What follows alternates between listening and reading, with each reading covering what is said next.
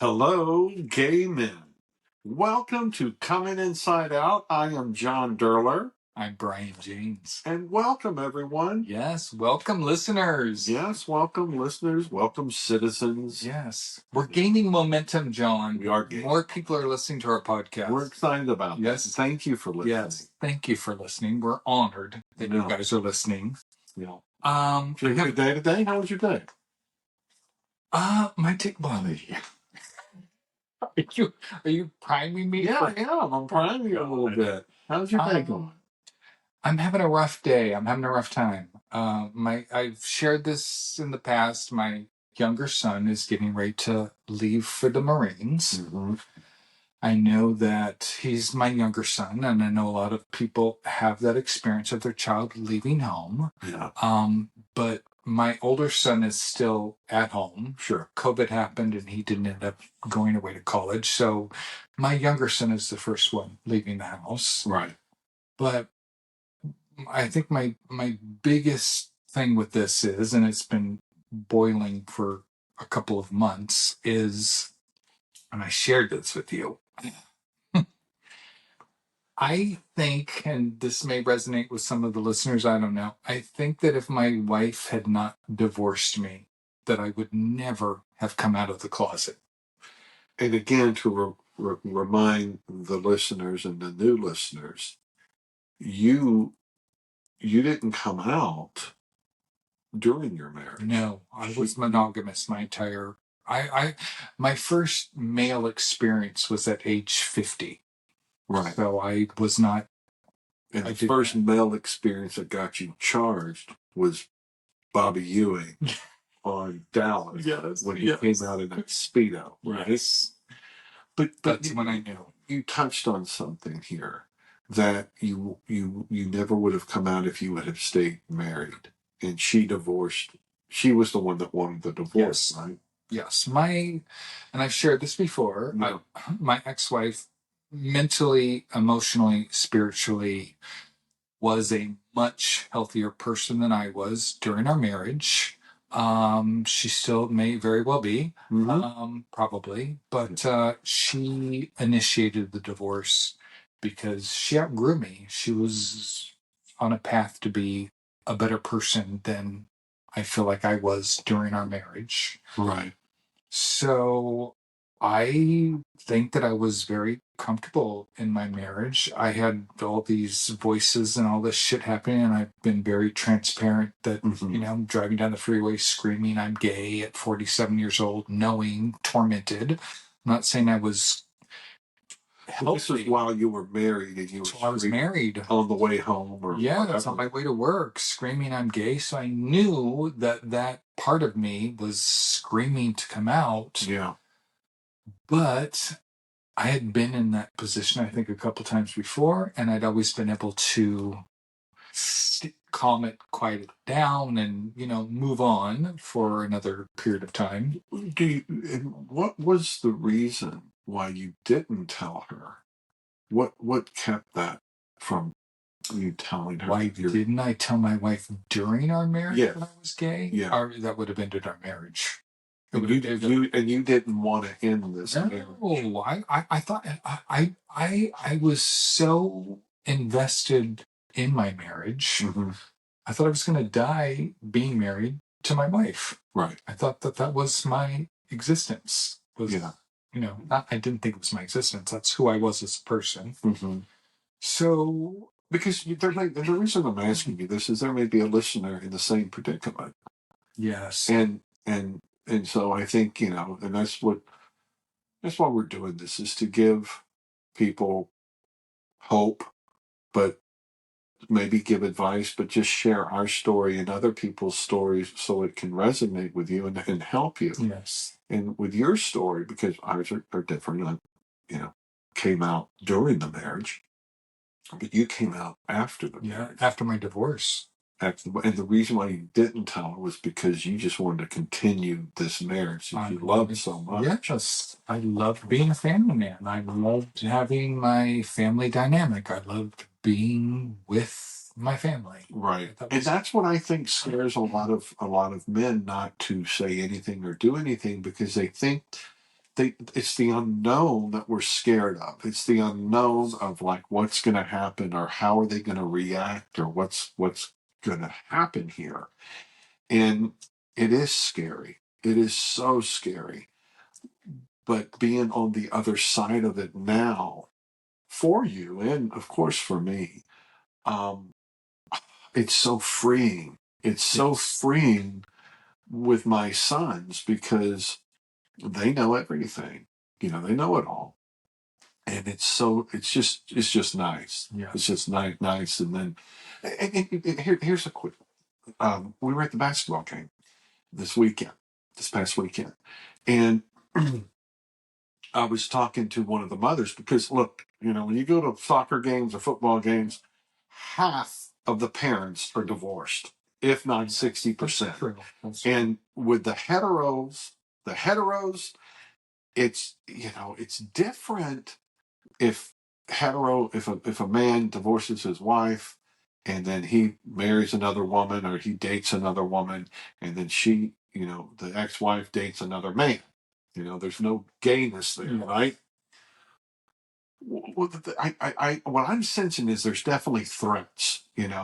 I don't think there's a big major threat when since I'm a gay man and I was married to a woman, and now we go to these games separately. We don't we get along, and we're not playing our kids against each other.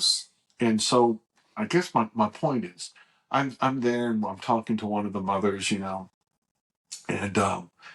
we were just talking, and she had gone out, and she goes, "Oh my God, we went out to the Abbey." Yes. Well, no, this is a different one. Okay, this is a different one.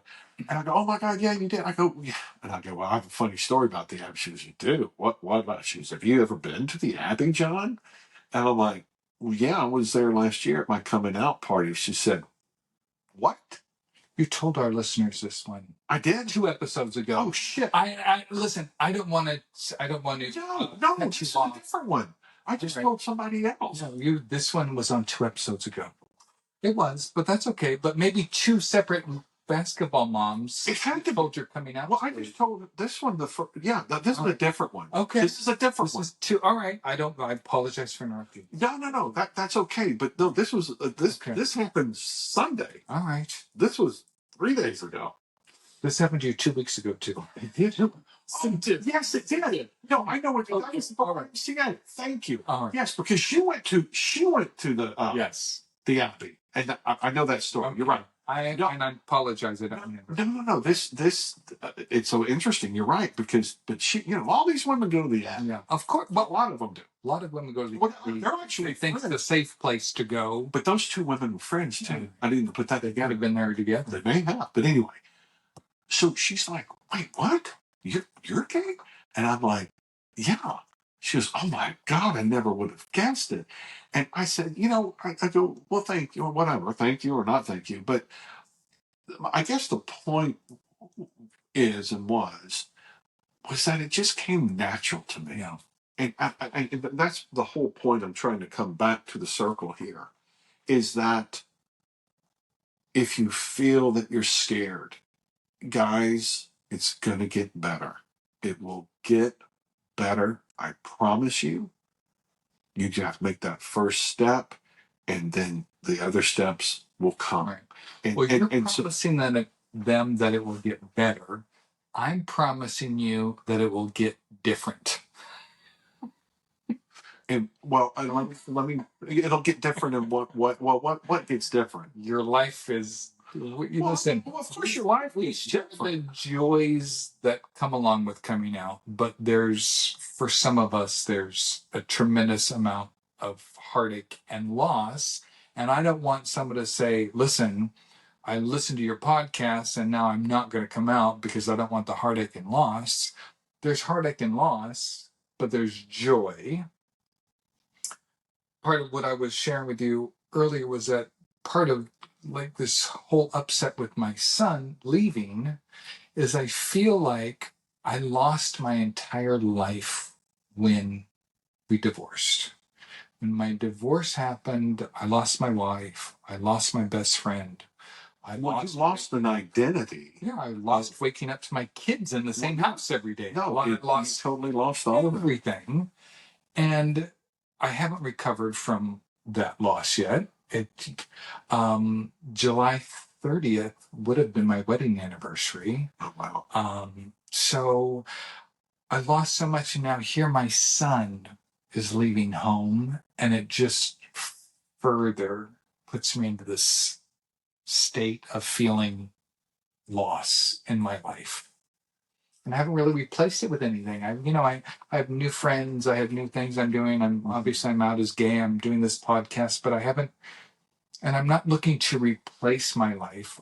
Because I don't want to replace it. I want to rebuild it bigger, better, and different. But I have such a massive void in my life because I invested so much of my life in being a family man and living that life. Well, I think regardless if you're gay, straight, in a marriage, it's still in a marriage, you're going through what a lot of adults, all of us will be going through or have gone through, is your child growing to become an adult, and they leave the nest. Even if you have two nests, and as opposed to one. Yes. But I totally get what you're talking about, like when you wanted to stay married, because listen, that when you get up in the morning and if you're getting coffee or you're making breakfast, the kids come in and it's all there, and then, oh my God,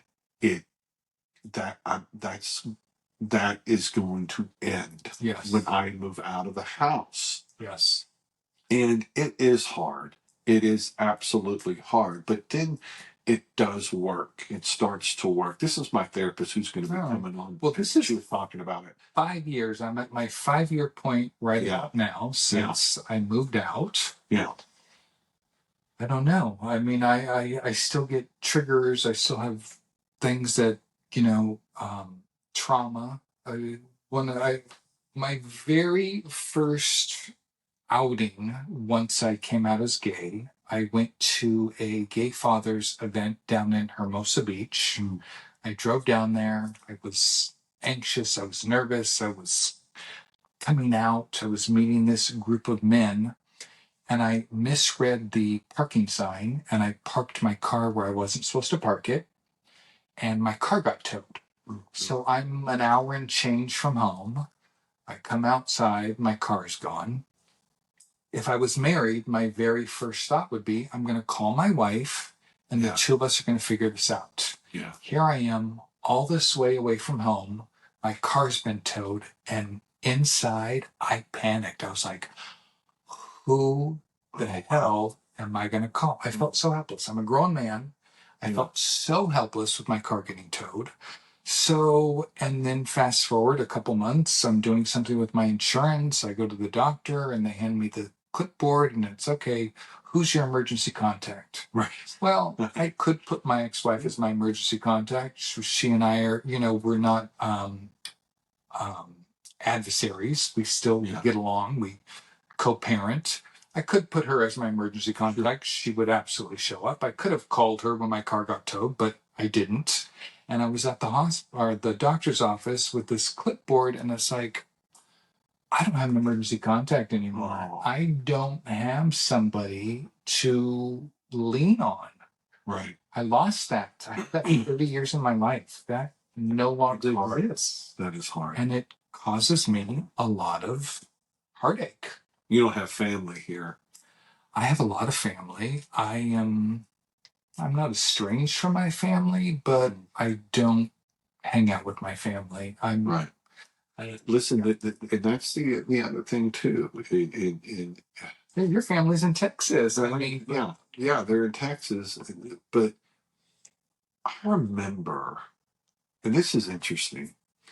I remember when I was 20 years old, I was just hanging out with some friends that were married, and one of their friends was gay, right?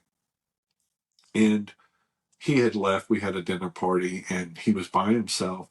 And the husband said, the gay lifestyle can be a lonely, lonely world. I believe it. And Yeah, well, yeah. That's what I'm finding too, by the way. Well, but but it's interesting, and I know. I mean, I think whatever you are, it can be a lonely world for anyone. Going through a divorce or being by themselves and having to do that. But you're getting yourself out there, and I'm trying. I'm spending time with gay fathers. Yeah. I'm not. I printed something which we can share when we move along. But I haven't gone through my whore phase. I don't think I have a whore phase in me. Right. I have really spent the last 5 years working on myself.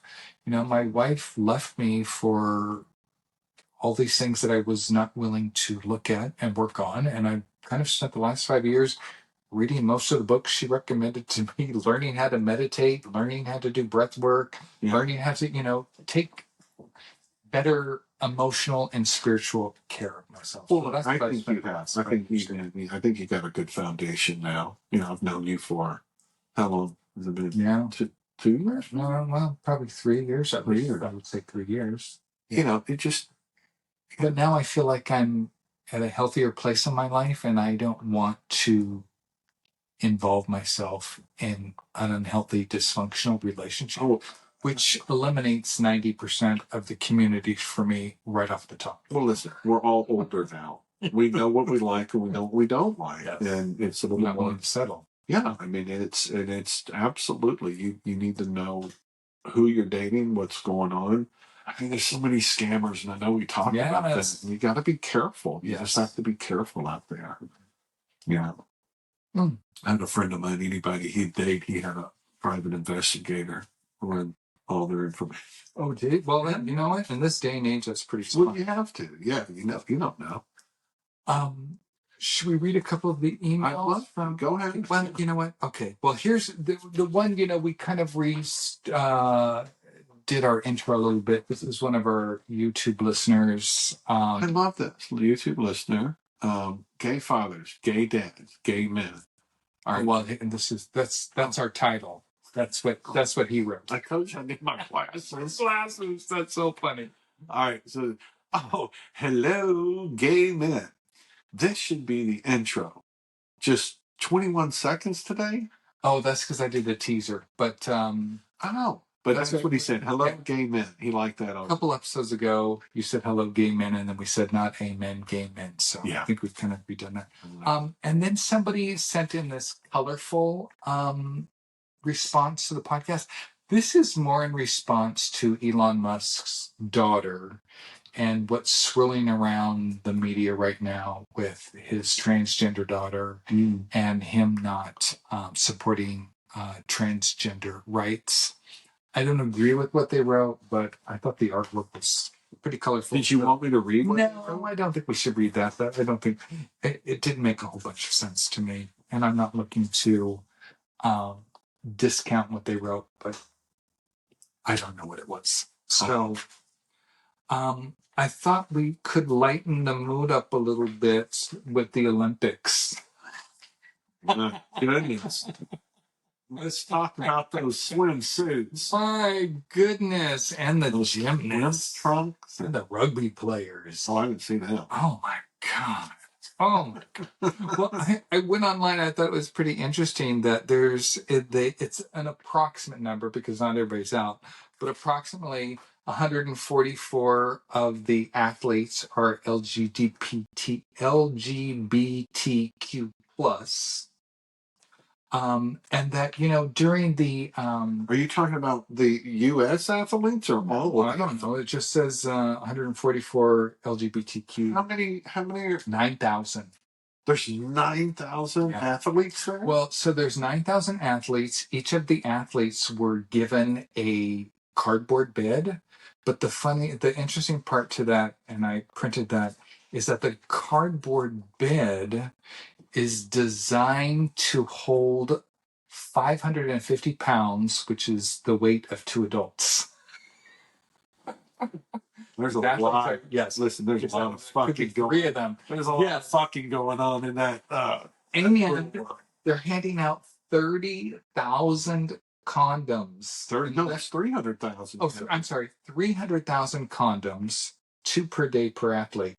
There's a lot of fucking going on. There's a lot of fucking. Oh my God. Well, you know, they train and they train and they train, and maybe they're not fucking during training. I don't They know. get there and you're in Paris, and Yeah, well, you're in how exciting though. How exciting that would be, you know, to go to that as an athlete. Oh.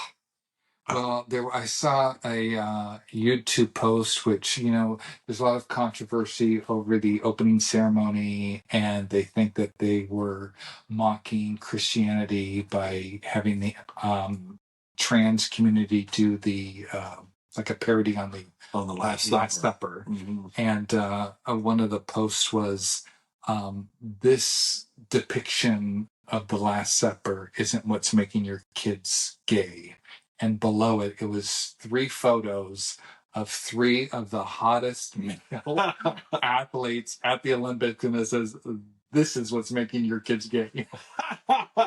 Yeah. I remember being a kid and watching and being so excited inside watching, and also feeling guilty and like half watching the TV, then half pretending to be doing something else, because I knew that I shouldn't be looking at the athletes the way that I was. Yeah. Oh, I don't know.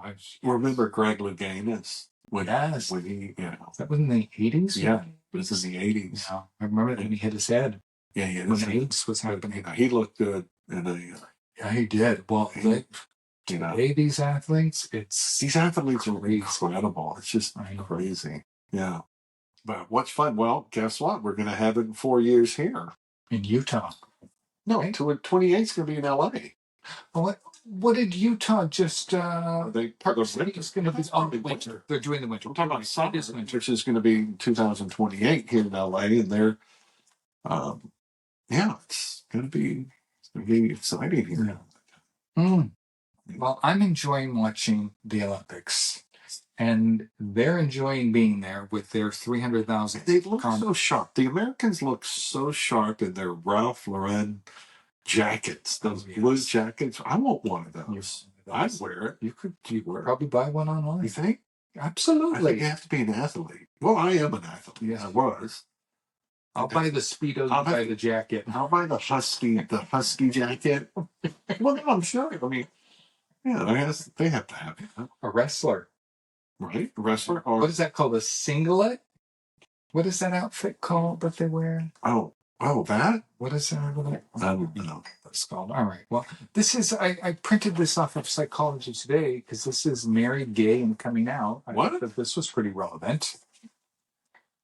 Who is this guy? Lauren Olson? Yeah. Olson. Talks about leaving marriage and leaving a marriage to begin a new gay life is like a second adolescence. Yes. And these are the 4 stages. Do you want me to read them? Yeah, well, I think they resonate with a lot of people. They resonated with me. So, again, this article, leaving a marriage to begin a new gay life is like a second adolescence. Men and women who consider coming out as gay while in a heterosexual marriage often think about, and many have attempted, suicide. 100%. Okay. I resonate with that. Yeah, for sure. For sure. Wow. Second, after leaving their marriage, they often experience a period of hypersexuality, but they lack information and experience to make good decisions. I didn't go through the hypersexuality, but I do lack information and experience. I'm still in it. Some people never leave it. I don't they love it. No, I mean, it's there's no shame in it. No, I love it. Great. Those who leave heterosexual marriages to come out as gay are relationship oriented, and they often find casual sex unsatisfying. That's me. You. That's me. That's you. That's me. You're the one. Core. Yeah. So you're 2. I'm 3. You're 2.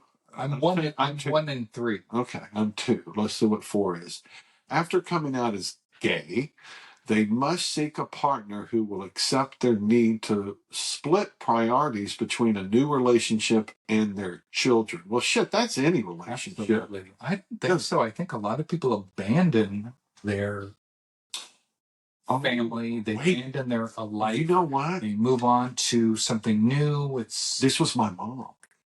Oh, there you go. So when my mom married my stepdad, they were dating when I was 11 and 12.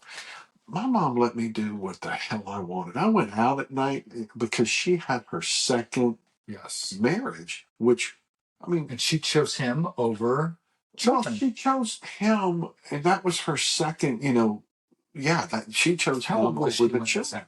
Huh? How old was she when she went through this?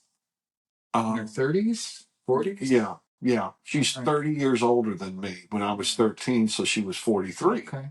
So they go to Lady Longlegs. Lady Longlegs was this redneck country hick bar, and they had dancing and everything. And I remember her and my stepdad came home drunk one night, and I had a buddy of mine from track and field. We were doing a track meet. We were going the next day to it. Or no, we had it, and he came home and spent the night at my house. Nothing went on. All right. But I know you're sitting there licking your lips to know if something happened with circle jerks to bust out. No, he was never in the circle jerk. But my mom came home and she was fucked up. I mean, she got so drunk and she was in the bathroom throwing up. And, she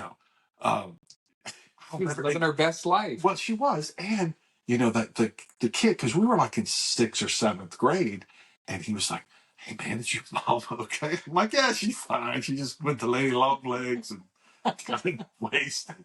But you know what?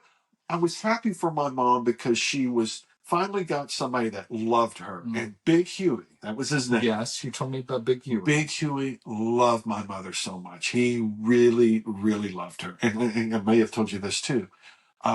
Every morning, he would make coffee, and he would sit and wait for my mom to wake up and have his first cup of coffee with my mom. All right, see, that's what I want in my next relationship. I would love to have that too. I would love to have that, and we will have it. We will.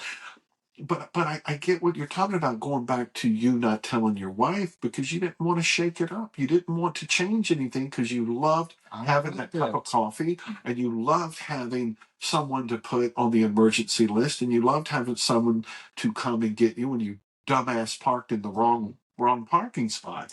And yes, but it was the love also. There was a lot of tenderness, and yes, it's the companionship. It's the companionship, and it's and I think I avoid that too. I think I avoid it like this. Well, I'll give this guy a call though. This one guy, he's checking me out, and I'd like to see where it would go. Dating or just dating? This hypersexual activity? No, nothing's happened yet. All right. He's a sweet guy too. All right. We'll see. I'll let you know. Have you dated anybody? Yeah. Have you? Okay. And what's talk to some of these guys that have been gay for 30, 40 years. What's your longest relationship? 18 months. Yeah, mine was a couple of months. Well, but you haven't been out that long. Right. But mine's a couple months. But it's interesting you touch on something. When I acted out and when I'm having sex with men in the beginning, it was just transactional. Nothing meaning money, but it was transactional of, getting off and moving on. Yeah. And there was no intimacy. Well, you didn't want it because you came home to your wife. You couldn't. Yeah. Well, but at that time we weren't intimate as well. And look, intimate doesn't just mean having sex. Intimate is holding hands, caressing, and holding. Yes. That's a part of it. That my wife used to read in bed while I was falling asleep, and she would scratch my back at night as I was falling asleep. And that's so sweet. And it's a connection.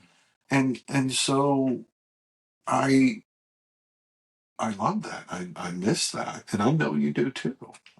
My body misses it as much as I do, because I think our bodies get used to having the physical touch. Our bodies get used to the proximity to one another. So it's not just my mind missing it. There's a lot of components. But the point that I was trying to, what the point I want to make here is that in the beginning, when I was having sex with men, it was just the get off and move on. And it wasn't, I want to stay and hold you, or none of that, or even holding hands. Kind of just, it's interesting, you know. You can suck my dick or I'll suck your dick, but I don't want to hold your hand. Well, let me ask you, could you have had that same sex with a woman cheating on your wife, or you could have only done that with a man? Or you only wanted to do it with a man? Or could you have, You mean the opportunity, the transactional, not yeah, the transaction of just having sex? Well, I knew that I wouldn't have done it with a woman. Okay, you would not have cheated on your wife with a woman. No. Okay. No, because that was me finally coming inside out, if you will. Yes. No, seriously. That is me coming inside out because I was realizing that, you know, because at first we thought, oh, am I bisexual? You know, and again, therapy and all of that. And I just didn't have that interest of being with a woman, which I had been with many women for many years. But at this point, it was like just an about face. However, it wasn't being intimate with a man, and that has been something for me that I have been growing into. That I can be intimate or hold a hand or be affectionate. Yeah, well, some men don't like to kiss other men. It's too intimate for them. They want to just there was never have the sex. That. It was never and never kiss. Yeah. I don't want to have sex with a man that I don't kiss. I don't want to have. I don't want to have. But I think our listeners, there's the gamut. There's probably some that identify with me, identify with you, and there's that pendulum of where it is. And I guess I'm just sharing my story of that. I have grown to where I can be, you know, intimate in a way of holding hands or kissing. Yes, where I would not have been that way years ago. All right. Yeah. I want to take a couple minutes. I want to bring up something you brought up 2 episodes ago. And that is, you had brought up something and I joked about it, not knowing exactly what you were talking about. You were saying that when you're getting ready to come out, that you should be making a plan. And I jokingly said making a plan about what you're going to do sexually Monday, Tuesday, Wednesday, and positions and all that stuff. But you had said, kind of touched base on some of the things. A lot of our listeners think that they are doing this secretively and they're not going to be caught, and that they're going to continue having these relationships with men on the side and no one's going to know, and they don't make a plan. So the people that are planning to come out, or, you know, have gotten to a point in their life where, like, okay, I'm going to be the one to initiate the end of the marriage. I'm going to be the one to initiate coming out to my wife. Yes, obviously those people should have a plan. But touch on that a little bit. I mean, were you making a plan? No, Did you have a plan? I see. Great question. You know, here I am preaching that you have a plan. That comes from me not having a plan. That's what that comes from. But you weren't planning. But I didn't have any for any of this to happen. I wasn't listening to a podcast. I didn't have the education, or at least to identify with somebody that was in my position. So no, I hope I didn't mislead anybody by saying that. I say that now. Excuse me, I just knocked over my glass of water. I say that now because looking back, and any listener, that, you know, you just set a plan or a goal of what you want. Like in business, I have my business plans and I have my personal goal plans. But I think maybe having a plan of coming out or what you want to do, it's kind of something you can follow and have a goal for. Just like this gentleman that talked to you and came out, maybe he didn't have a plan, but guess what? That's part of a plan, a subconscious plan. He stumbled across our podcast. Yeah. Which may have hopefully started a plan for him, because he said he was in the process of wanting to start his coming out. Yeah. But yeah, you had mentioned that, and I made light of it, but I went back and would you agree with it? Well, I listened to the podcast, and I'm like, holy smokes, I got what you were saying. Yeah. And absolutely. I mean, there are people that put this in motion. There are men that put this in motion, and women. If you're a gay woman in a marriage, we don't discriminate here, and you plan, yes. But for those that you came home, and 45 minutes later, your life was changed in a conversation. Right. You had no plan. No plan. No. So I think if you were one of these men that are out there cheating, thinking you're never going to get caught, you maybe should start thinking about, if this happens, what am I going to do? Because you don't want to be hung out to dry. Yeah. And we're finding out that there's a lot of men out there that get caught, because we said early on, but men are stupid. Well, we are, but but that was the whole thing. And again, I'm not trying to push anybody to come out whenever you feel like it. But again, let me underscore, I didn't come out to her. She was the one that threw it up in the air. Yes. But you could have denied it. Oh no, of course not. Well, true. I could. You're right. And deflected and flipped it on her and made it. You know what? I could have. I could definitely have done that. But at the end of the day, it was her that opened that opportunity. And it was, and if we were in an argument, and we haven't been, in the same bed, because we were just fighting. Take the sexuality out of it. We just weren't getting along. And I'm sure this had a lot to do with it, but there's also other factors into marriage. And, that's what she said. She goes, what are you, I mean, we haven't, what are you, gay? And it was more of a kind of an insult, I think. Or not. I don't know. Maybe she had an inkling. I don't know. And do you think that she had possibly already stumbled upon an email of yours? Do you think she possibly had already uncovered something and she was testing you with it? Maybe she was, because, she... How hard is John going to hold on? Yeah. Well, let's right. test it no, right now. Maybe, yeah. But she would never tell me. Yeah, all right. Today she would never tell you? No, I don't think so. All right. But it's interesting. Maybe she did, or maybe, it's interesting. Yeah. It's interesting. It's interesting. Well, I'll share with you. Years ago, my younger son was in baseball, and he wanted a new bat. He was in a baseball team. He wanted a new bat, and I was like, okay. He had talked about it. I talked to my wife about it. We were going to buy him a new bat. I went on my iPad, and I very quickly typed in Dick's Sporting Good. Dick's, to type in Dick's Sporting Goods, but I typed in Dick's, and there what came up was something that I was not anticipating coming up, because I was looking for Dick's Sporting Goods. Was she there with you? No.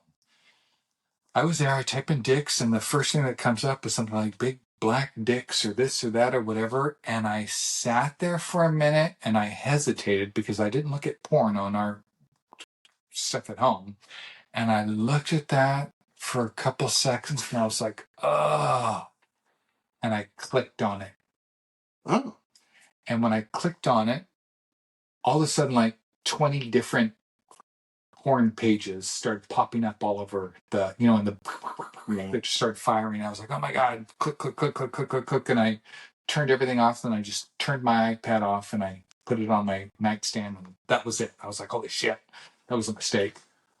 Later that night, she grabs my iPad off of my nightstand because she wants to look at something, and she powers my iPad on, and she clicks on the Safari, and the very first thing that comes up is gay porn. Oh my! And I was in the bathroom getting ready for bed, and she comes in. She's like, "What the fuck is this?" And in that moment, I could have told her I'm gay, and I held on tight. And I'm like, "Oh my god!" And it was true. I was like, "Oh my god, this is what happened." You know, I clicked on it for Dick's Sporting Goods, and Dick's came up, and blah blah blah blah blah, and I explained the shit out of it. Yeah. And we never talked about it again. I don't know if she even remembers that since She remembers that me coming out. Oh, but, that was an opportunity for me, probably in my mid 40s, to have come out as gay. Wow! So you had that opportunity. Oh, you chose not to do it, and you were shopping for bats. Well, I'm sure you found legitimately, I was shopping for black bats. Legitimately shopping for a bat, but that opportunity presented itself. I could have changed my life that many years ago. Yeah, but I held on to nope. Let me ask you something. When you saw the dick, did you have a huge dopamine rush in your brain? Not just in your growing that night when she hard, but showed it to me, or when I clicked on it. When you clicked and you saw it, it was like, it was like, oh, this is. I mean, did it get you charged? It did not, because I think I actually, the very first thing that I clicked on was like a spam link, because it didn't take me to a gay porn site. Yeah. It actually populated like 30, like the screen just kept flashing, and it was like porn this, porn this, porn this, porn this. And I panicked, and I thought I didn't clear the history, and I turned it off. But yeah. All right. Well, that's my story. And that's a good story. And I think this is the good ending. Yes, it is. For our podcast. I agree. Thank you, everyone. Thank you. And thank you, Brian. Absolutely. Thank you. Thank you all for listening to us. And please just make it a great day or evening. And thank you again. And we'd love to hear from you. And we're at cominginsideout@gmail.com. Yes. And if you want to send us an email, we'd love to hear from you. And until next week. Take care. Thank you. Bye-bye.